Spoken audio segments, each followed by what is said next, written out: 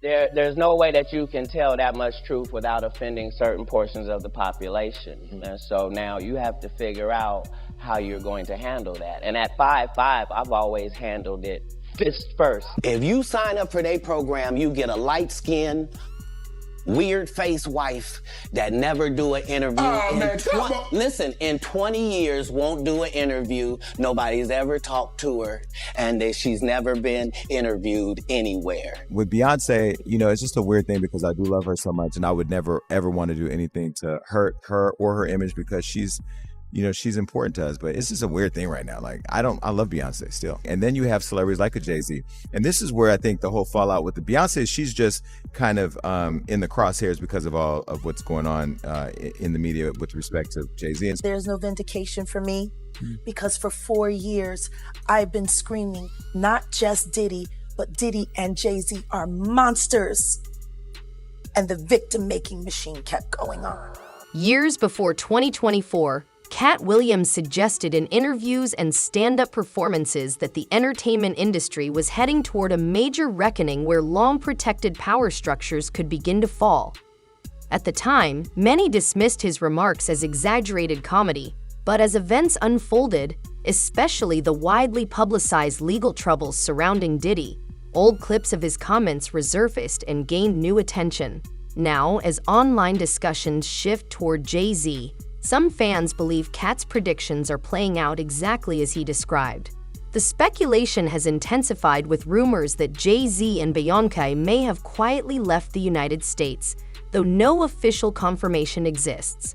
At the same time, renewed chatter references an old FBI tip connected to the files of Jeffrey Epstein, where Jay-Z's name was reportedly mentioned alongside figures like Pusha T and Harvey Weinstein. Although the reports themselves note uncertainty, something often lost once information spreads rapidly across social media. If you take people like Jay-Z and Pusha T, they made their living killing our people, so how the f*** stand up for our people? You know what I'm saying? But we forget that because we love Jay-Z's music so much. We love Pusha's music so much, right? But you think they would ever, Beyonce had the best fit for somebody else? Yeah. You know what I'm saying? You think they would ever tell the truth? No, if they told the truth, they'd go to jail. You know what I'm saying? So you have liars. Man. Liars are now the face of our culture. Approximately 2006, blank last recalled being used by Epstein. Okay, so this is the first half and the section in which Jay-Z's name comes up. And while an allegation is an allegation is an allegation, what has me kind of skeptical here is the time frame in which Jay-Z is cropping up here. 1996, which is not the earliest point of his career, but early enough in terms of his studio album discography. He was barely having moved out of Marcy at that point, and his first record only sold like 43,000 copies. There's been a litany of debates going back and forth about like whether or not it would have been believable for Jay-Z to sort of have been in these kinds of circles way back in 1996, which I know the waters do get muddy a little bit because of how popular and massive Jay-Z is as a figure now. So as a result of that, it's kind of easy to almost like, always imagine him in that frame. While speculation continues to spread online, Jay-Z's core fan base has been just as vocal in pushing back against what they see as an exaggerated narrative. Many supporters argue that the current discussion feels less like genuine accountability and more like history being reinterpreted without proper context. Their main point focuses on timing and plausibility, highlighting that in 1996, Jay-Z was still early in his career and had not yet reached the level of global influence he holds today. From this perspective, they believe it would have been unlikely for him to have the powerful connections or access that critics are now suggesting. Fans also say that modern assumptions are being unfairly projected onto the past, judging earlier circumstances through today's lens. Some have even compared the situation to last year's widely discussed case involving Tony Busby and an anonymous Jane Doe, which eventually fell apart under closer scrutiny. For these supporters, the current conversation feels similarly driven by vague claims, online amplification, and guilt by association rather than clear, verifiable evidence. So we should believe that in 1996, Jay-Z still without a record label, living in New York, was already hanging around with Harvey Weinstein, sounds like BS just like the last time. But some people are saying this is the time period that Jay-Z was chasing LL Cool J around in clubs in New York to battle him for clout, and we're supposed to believe he was connected to Weinstein and Epstein. They're saying Jay-Z was a rapper who was getting dissed by Tupac, all right? So look, they're saying that, look, Jay-Z can't have been that popular. He didn't have this sort of Harvey Weinstein, Jeffrey Epstein connections in 1996. It was too early. But then some people are arguing, wasn't he like 26 and already connected to the game? It's possible, in my opinion. Jay had connections by then. Reasonable doubt wasn't the start of his career. But then people are arguing and said that if he was that connected, so much connected, he was close friends with Weinstein, who was already winning Oscars, why couldn't he even get signed by some label? If Jay-Z was so close with him, why didn't they use his firm to produce Streets Is Watching? Why didn't they do anything together for 20 years, never appeared together when they were such close friends, according to his lady? But then we get to this. So there's been a lot of allegations that Jay-Z has dated girls young and all that kind of thing. Even among supporters, one part of the discussion keeps resurfacing: the timeline of Jay-Z and Beyoncé's relationship. According to widely circulated accounts, Beyoncé was around 17 years old when Jay-Z first showed interest in her, while he was already an established adult in the music industry. Although their relationship eventually grew into one of the most celebrated partnerships in music history, the age difference has recently become a renewed point of debate. For years, this detail largely remained in the background and was rarely questioned. However, in today's climate, where audiences are increasingly attentive to power dynamics, it has gained new attention. Some fans who once overlooked it are now revisiting past interviews, lyrics, and public appearances, attempting to balance their admiration with a growing sense of discomfort.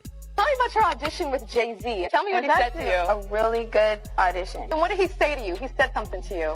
Oh yes, he said, we don't sing songs here, we sing artists. And there was this little pause, and I was nervous. But then he said, and we're interested.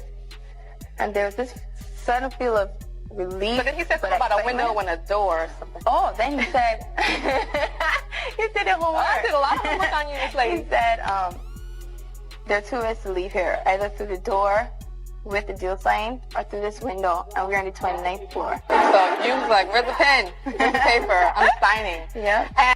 The audience is so uncomfortable. Like, I don't know if Tyra was trying to get that on the record, but my God, what Jaguar? He threatened her. This is her own words coming out of her mouth. And she was a kid at that time, correct? 15-year-old girl who had been flown to the United States without parental supervision or a chaperone, brought to a grown man's office in a large corporate Manhattan building. Everybody knew when she flew in. I was there the day she got signed. Everyone was talking about it. And the 6 hours that she spent with him, and the 4 hours that she spent alone with him with no parental supervision. Her father didn't show up to the next day to come and collect the check. Well, and this is her life. The rumors were even beyond that, right? That Jay-Z was cheating on Beyonce with her when she was 17 is what a lot of this came out through a publicist who later then had to you spoken apologize. To my friend Jonathan Hay? You should talk to Jonathan. Please. Because Jonathan was there. He was right there working with Rihanna.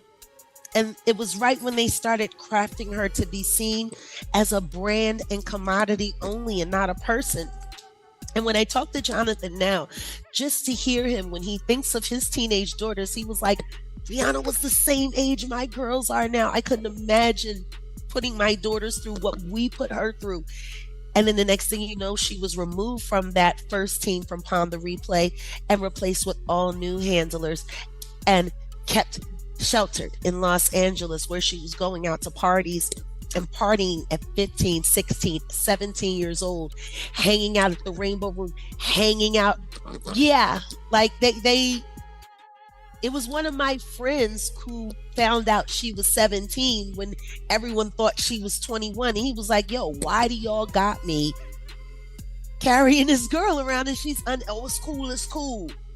Well, but just to echo and support you, like they had to debunk that. Oh, we apologize. It wasn't real. We made it up in hopes of giving her single a boost. Yeah, they promised what? Jonathan a deal working at Tidal and something, and then they reneged. And then the next thing you know, he was caught in a home invasion robbery while he was working on the Drake secret baby mama story, Jeez. Sophie.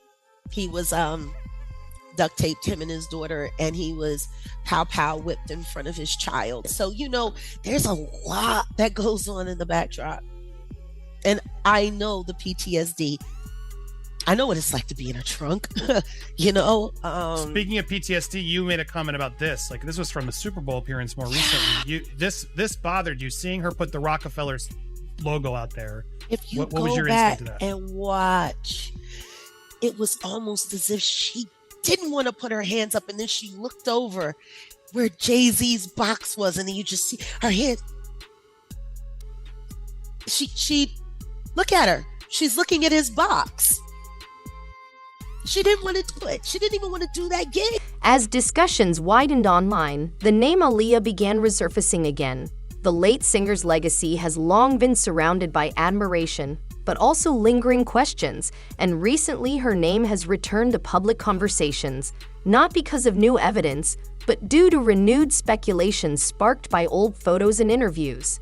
Images of a young Aaliyah appearing alongside Jay-Z have circulated widely, prompting debates about his reported interest in her during a time when she was already linked to R. Kelly.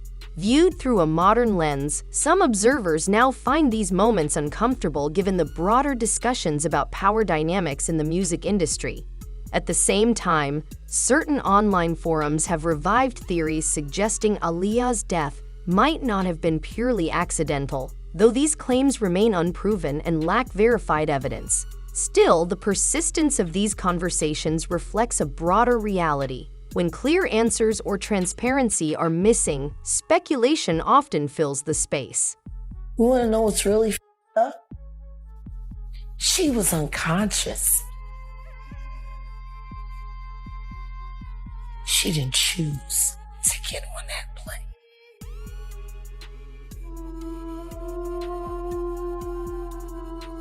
There were phone calls made.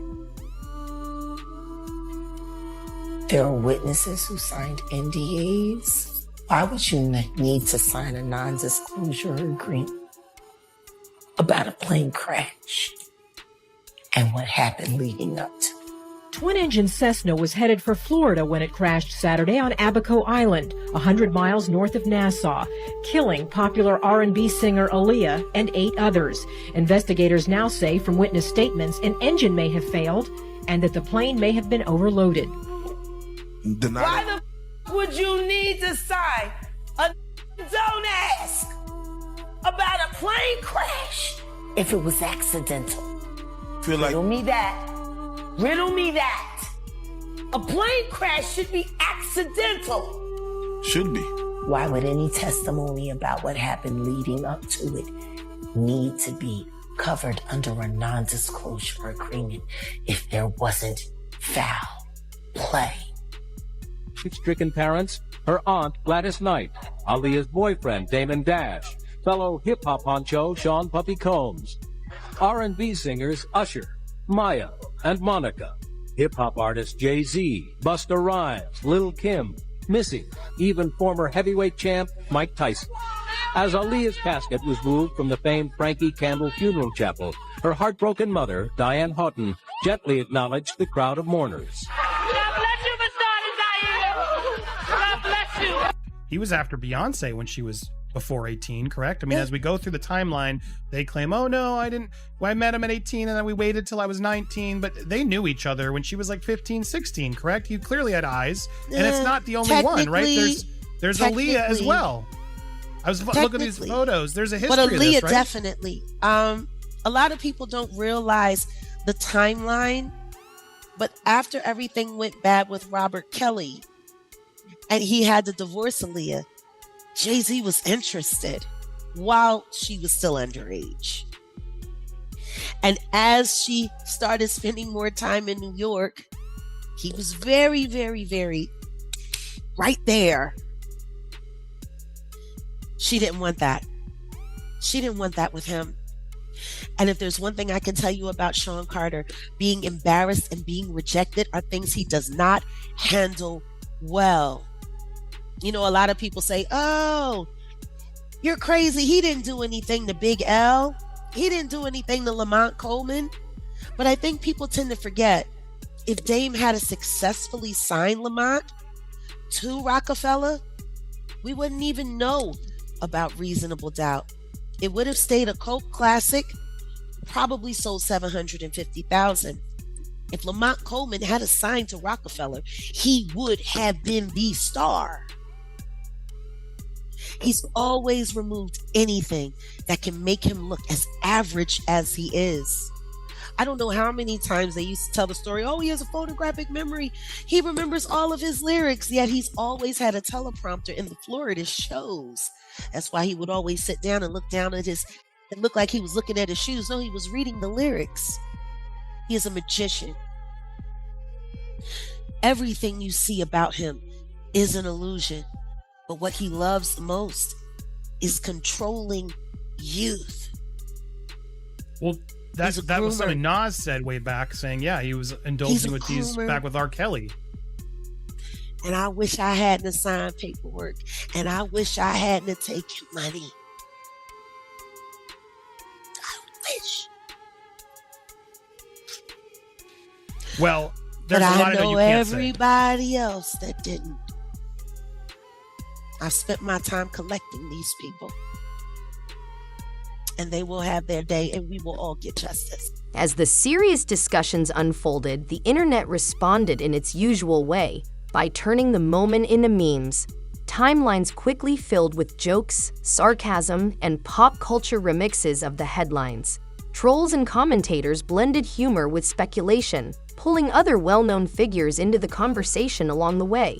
Familiar names like 50 Cent, Rihanna, and Nicki Minaj began circulating through posts and reactions, sometimes directly tied to the topic and other times simply used as part of the internet's ongoing commentary. 50 Cent has finally responded to Jay-Z and Pusha T being exposed in the Epstein files. For those of you guys that don't know, last night it was publicly revealed to the entire world that Pusha T and Jay-Z were both revealed to be in the Epstein files, with them being accused of doing very disturbing and nasty things. For Pusha T specifically, he was claimed in 2007 to have been with Harvey Weinstein, where he then ended up a woman. And as for Jay-Z, his accusations are also very disturbing, with him being accused of doing something to a girl while she was sleeping. And with all of this coming out, 50 Cent couldn't waste the opportunity to go at his nemesis Jay-Z by basically blasting him and making fun of him all over social media. And this is specifically what he ended up posting to his Instagram page, which were just very weird AI photos of Jay-Z. And then 50 Cent also hinted that he is planning on doing a massive documentary with this entire situation and exposing Jay-Z, with the caption of this post saying, damn, they got Jay-Z on the Epstein list, I gotta do a doc on this. And 50 didn't stop there, because then he posted another photo of the headline of this entire situation breaking out, with him just pointing more jokes and fun at Jay-Z. So let's what do you think of my entire situation? 50 Cent just made jokes of Jay-Z. Dad,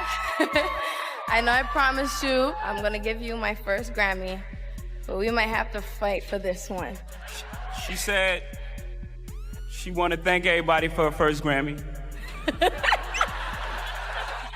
Anyway, I'd like to thank Jay-Z for being a part of this record with me. She'd like to thank Jigga Man for being the greatest in the world. Ellen Reed, Steve Bartles, Tata, Jay Brown, Karen Kwok for finding this amazing record. Tricky, Dream for writing such a beautiful record. As speculation continued to grow online, a new rumor began circulating that Jay-Z had reportedly left the United States for an undisclosed location.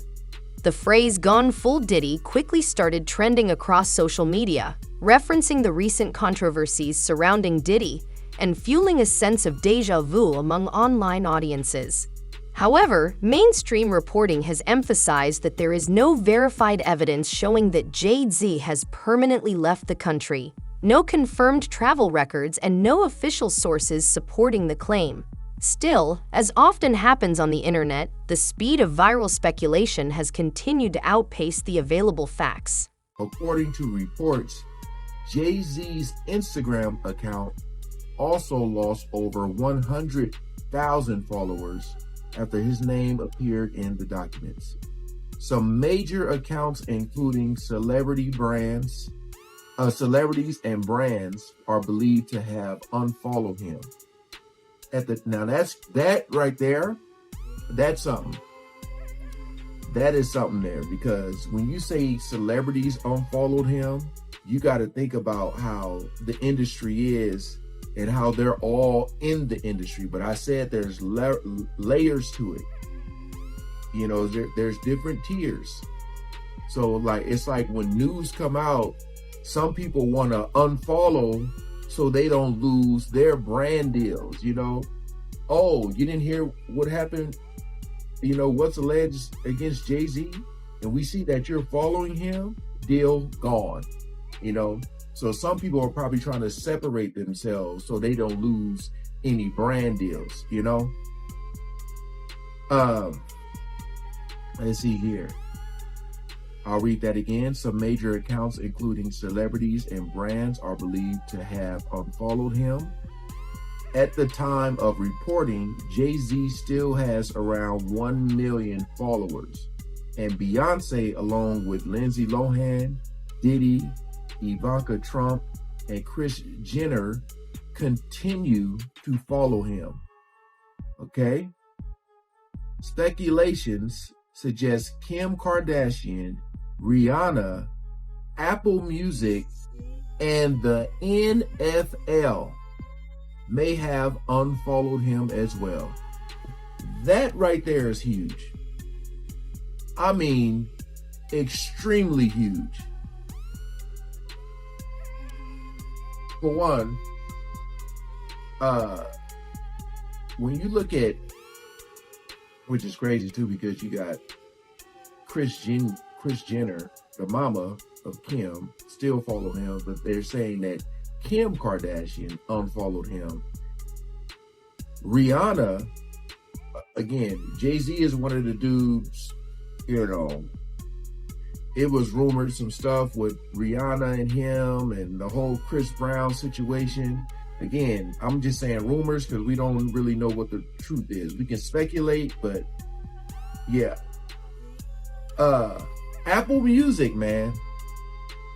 Apple Music, but the NFL.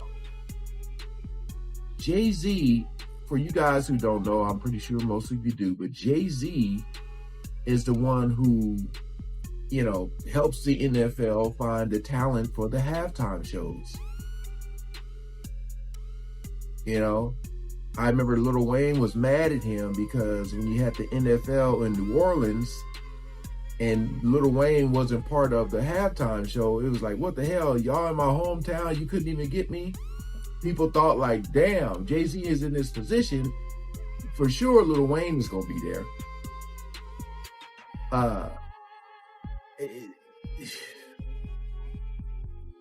This is huge. Just when it seemed the conversation couldn't expand any further, another old name resurfaced. Ramir Satterthwaite, known for his long-running claim that Jay-Z is his biological father. Ramir's paternity case was officially dismissed after a decade-long legal battle, closing the matter in court. However, public narratives don't always end where legal rulings do. Recently, he returned to the spotlight after expressing appreciation for Nicki Minaj following some of her online comments. Although he did not announce any new legal action, the timing of his reappearance sparked renewed curiosity across social media. Fans began wondering whether he might try to reopen the case or if his presence was simply symbolic. For now, there are no confirmed reports of new filings or court proceedings, but the situation once again highlights how certain stories continue to resurface in the public conversation. Do you believe wholeheartedly that Jay-Z's your father? I really do. And if it's not, why you can't prove me wrong? Like, it's not far as a proving me wrong thing. It's go to the courtroom and basically do what everybody else would have to do. Like, it's not, you don't have to prove me wrong. I just want the truth. Honestly, I can take a no. I can take, if I'm embarrassed at the end of the day, I can take that. I really can. I've been through a lot. I've seen a lot. I could take me being embarrassed. Like, this can't take nobody not saying nothing. Like, you know, it's not fair. I was 7.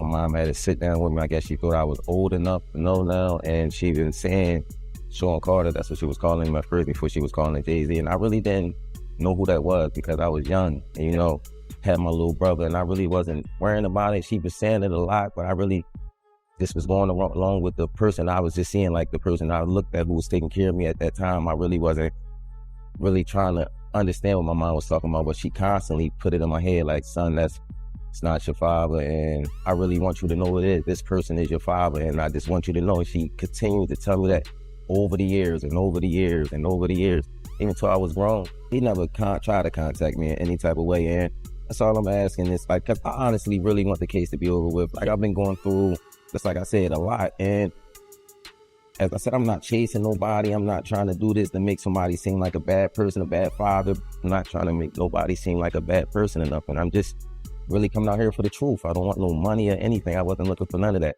I just want to know the truth. And if I can't go to the courts and get the truth, like, what is it really? Why you? What is it? I just really want it over. It's something that's really affecting my life, and I just want it over with.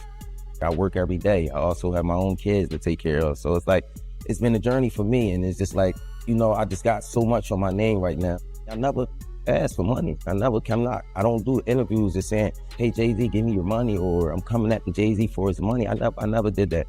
I'm not that type of person. I work for everything.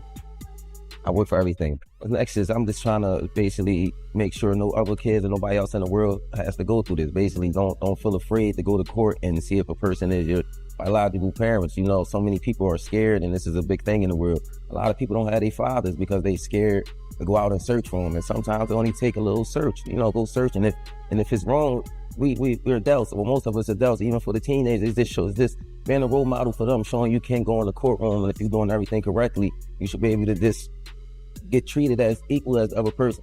I've always been a person that I never hate anyone. I never, you know, I don't walk around with hate for a person. So I try to teach my kids that just be the best that you can be. So that's just a model I go off. I would never hate Jay-Z. You know, it was never that type thing. You know, I respect him for everything he did. And as I said, I've been going through a whole lot through these years because this case, like me, my mom, my godmom, we didn't seen the worst. We didn't have people, you know, slander my name like you want Jay-Z money, and I hear it all.